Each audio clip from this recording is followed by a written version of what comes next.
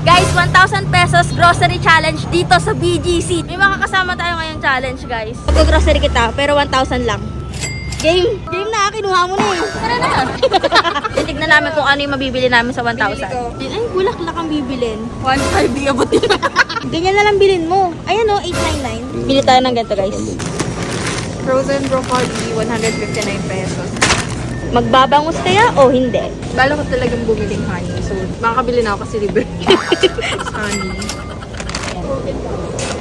Mahal na ang mga bilihin. Dapat twice tayo sa pagbili. Huwag yung gagayahin. O yung gagayahin yan. Hindi, kasi nakapag-stock na ako ng may bagyo. Kaya ngayon, yung mga hindi ko lang nabili, yun yung bibilin ko. Kaya pala bumibili ka ng mga ganito. Oh, now is the time. Kasi libre. Libre. Sabon. Laki ah. Nakaka-stress naman to.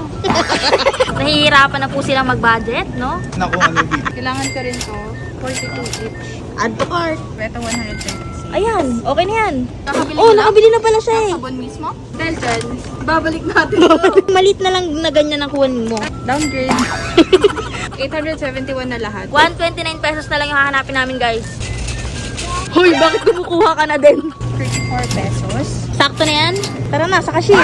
Tara na! Pag sumobra, hindi ko magbabayad ng sobra. Tama. Tignan natin kung magkano to, guys. Ayan na, ikaw na. 971 siya, guys. Nag-sale yung honey. Thanks. Yun. Napabili pa ng Hot Wheels eh.